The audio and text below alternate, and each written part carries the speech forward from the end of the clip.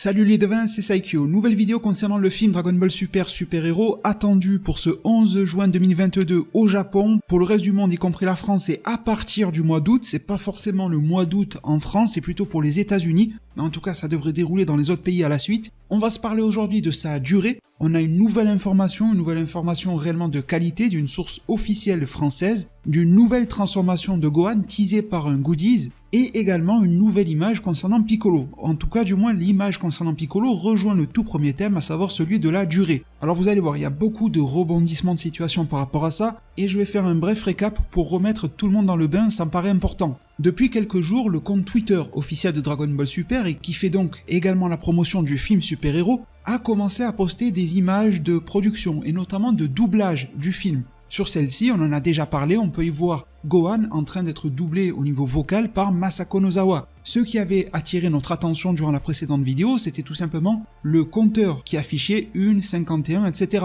que vous voyez en haut à droite, mais aussi sur les ordinateurs des ingénieurs son qui y travaillent. Alors cela m'avait interpellé et je m'étais dit que peut-être le film pourrait faire 1h51, en tout cas aller au-delà de 1h50, peut-être même se terminer vers les 2h, mais que ça me paraissait quand même bizarre. J'avais aussi soulevé le paradoxe et le contraste avec le fait que Gohan a l'air d'être un Son Gohan de tout début de film. La menace n'a pas encore l'air d'être là. Voir un Gohan dans ses occupations de la vie de tous les jours en mode tranche de vie, ça ressemble plus à un début qu'à une fin de film post-menace. Suite à cela, vous étiez très nombreux en zone commentaire à être venus me dire que je m'étais sûrement trompé. Et d'ailleurs, vous étiez plusieurs personnes du métier, ça me fait super plaisir d'être suivi par même des professionnels du milieu. Vraiment, j'en suis honoré. Qui sont venus m'apporter de nouvelles informations en me disant qu'ils reconnaissaient soit le logiciel, soit les méthodes de travail, en me disant que ce n'était pas forcément un décompte des heures, mais plutôt un décompte des minutes. On serait alors par exemple à 1 minute 51 du film, ce qui serait plus cohérent avec l'apparat de Son Gohan.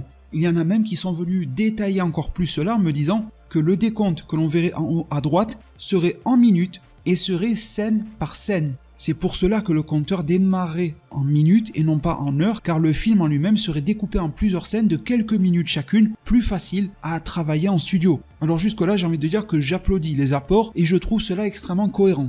Et je pense même que c'est le cas. Avant d'en arriver au rebondissement de situation, on a une autre pierre à l'édifice qui vient d'être ajoutée par ce même compte Twitter officiel, même cas de figure, sauf que cette fois-ci c'est monsieur Toshio Furukawa qui est en train de doubler Piccolo. On voit que le compteur affiche 1h13, donc soit 1h13 soit 1 minute 13, et si on regarde en haut à gauche, on compare entre celle sur Gohan et celle sur Piccolo, on peut remarquer que c'est toujours l'EP, comme ils l'écrivent, je sais pas si c'est pour épisode ou autre, EP001, mais que les numéros de scène et le fameux TT à la fin changent. Donc on n'est pas forcément dans la même portion de film. Je sais que c'est un petit peu déroutant, mais il se pourrait que les 1h51 de Gohan se déroulent avant les 1h13 de Piccolo, étant donné que ça serait deux scènes différentes. Bon, jusque-là on se comprend. Mais là on vient quand même d'avoir un retournement de situation assez intéressant. C'est le site officiel du cinéma parisien Le Grand Rex. Je ne sais pas si vous êtes tous familiers avec, je pense qu'avec le temps oui, étant donné qu'ils font énormément d'avant-premières de films en général, mais aussi de films issus de l'animation japonaise. Que cela soit Dragon Ball Super Broly, on les attend bien sûr au détour pour Dragon Ball Super Super Hero, mais ils font beaucoup d'autres choses, du My Hero Academia,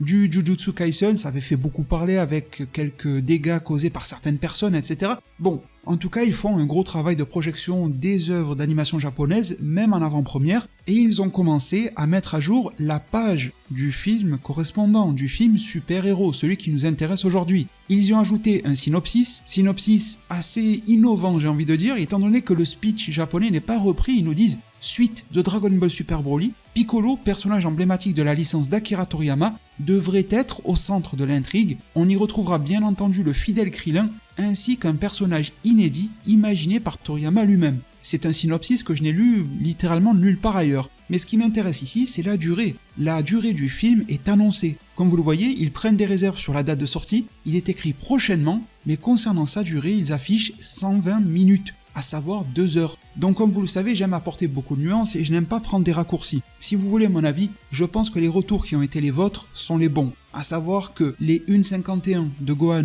voire les 1h13 de Piccolo, sont plutôt à prendre en décompte de minutes et pas forcément en heures. Même si le site du Grand Rex affirme que le film va durer 2 heures, Je ne pense pas qu'il faut faire un tel raccourci entre les deux. Je pense que techniquement, vous qui étiez venu m'informer à ce sujet-là en zone commentaire, étiez et êtes toujours sur le bon chemin, je ne remets pas cela en cause. Et d'ailleurs, pour venir appuyer le propos des personnes qui étaient venues tenter de corriger le tir vis-à-vis de ce minutage, si je peux le dire ainsi, sur les images officielles postées par le compte Twitter de DBS, un ami est venu en privé m'envoyer un screen d'une telle session à l'époque de l'anime Dragon Ball Super, donc les épisodes, parmi les tout débuts de DBS dans lesquels on voit Goku et Goten en train de travailler et de labourer les champs. On peut constater que lors des sessions de doublage, il y a également ce même type de découpage dans lequel le temps est affiché à l'écran et décompté en minutes. C'est aussi pour cela qu'à ce sujet, je n'ai pas énormément de doutes. Si j'étais de mauvaise foi, j'aurais pu m'en servir pour tenter de bomber le torse et de vous dire « Ah, vous avez vu, c'était bien 2 heures », mais franchement, je ne pense pas. Mais en même temps, ce que dit le grand Rex, j'ai bien envie d'y croire. Peut-être qu'ils mettront à jour leur page, peut-être qu'ils ont mis ça pour faire du référencement, mais en même temps, s'ils se sont permis de dire prochainement, pour la date de sortie, de ne pas l'affirmer, je ne vois pas pourquoi ils s'engageraient à annoncer une durée du film. Ils auraient pu mettre non déterminé ou quelque chose de la sorte. Donc je trouve cela à la fois très intriguant et très intéressant. Jusqu'à présent, je ne les ai pas vus se tromper sur un film Dragon Ball, ni même sur tous les autres films qui diffusent. Vous me direz alors ce qu'il en est pour vous en zone commentaire, mais ça me semble être une information très bonne à prendre. Alors maintenant que vous avez pu voir cette nouvelle image du film Dragon Ball Super Super Hero concernant Piccolo, que l'on a pu se parler de sa durée, je vais conclure concernant le cas de Gohan. Si vous avez bonne mémoire et que vous étiez déjà présent sur ma chaîne YouTube aux alentours de 2017-2018, et je vous en remercie vraiment, vous vous souvenez de la promotion autour du film Dragon Ball Super Broly, qui était vraiment dans tous les domaines, y compris avec des petits stickers. Des stickers, des sortes d'autocollants, donc à l'effigie des divers personnages du film DBS Broly, et quand on les retournait, on pouvait avoir des informations sur les personnages. Eh bien, ils ont réitéré cela, avec une majorité des personnages connus du film actuellement. Pour être tout à fait honnête, on n'en apprend pas énormément, mais quand même.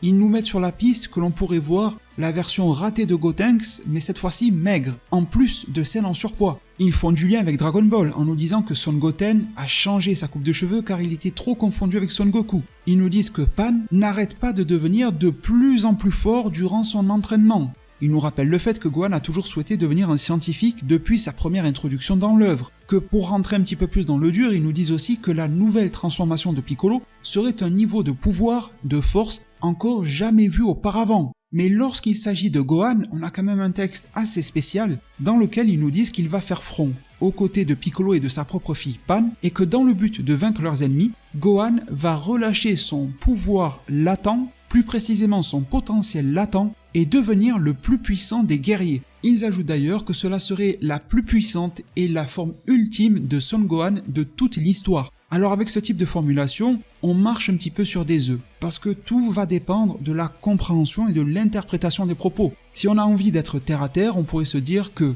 Gohan relâchant son potentiel latent, ce n'est autre que Gohan forme Ultimate. Mais en même temps, lorsqu'ils nous disent que Gohan devient le plus puissant des guerriers, pour moi, mais ça me semble être tout à fait logique, cela revient à le mettre en comparaison des autres guerriers, à le comparer à Goku, Vegeta, Broly, ses adversaires du ruban rouge, la bête qu'il y a dans le cocon ou je ne sais quoi, et c'est en ce sens-là qu'on pourrait se projeter un petit peu en avant et se dire que Gohan va déverrouiller quelque chose de supérieur à ce qu'on lui connaît déjà, peut-être une évolution de l'Ultimate ou quelque chose de tout à fait nouveau, mais quelque chose qui va le propulser au rang de meilleur guerrier existant au moment de ce film-là. Ça pourrait d'ailleurs être un power-up temporaire, qui disparaîtra après le film. Ça peut aussi arriver parce que même si ce n'est pas mentionné dans le manga Dragon Ball, la fin de l'anime DBZ sous-entendait que Goku, Vegeta et Boo étaient les plus forts sur le moment, et pas Gohan. Mais bon, cela n'appartenait qu'à l'anime et peut être assez rapidement remanié, vous le savez bien. Et encore une fois, avec le dernier paragraphe à son sujet, lorsqu'ils nous disent que c'est sa plus puissante et forme ultime, et une fois traduit en anglais ça fait Ultimate Form,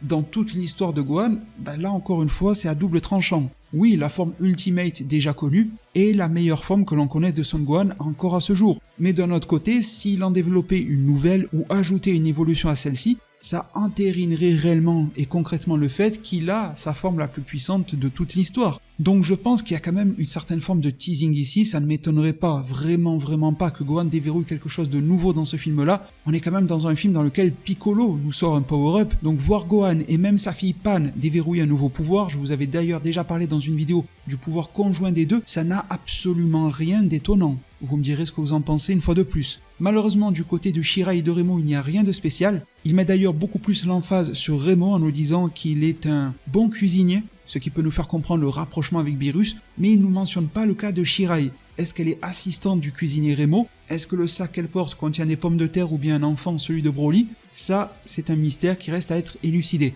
En tout cas, mes très chers devins, j'espère que ce contenu vidéo vous a plu. Si c'est le cas, n'hésitez pas à balancer un maximum de pouces bleus, à vous abonner et à activer la cloche. Merci encore une fois pour tout. Prenez tous extrêmement bien soin de votre futur et à plus pour de prochains arts divinatoires.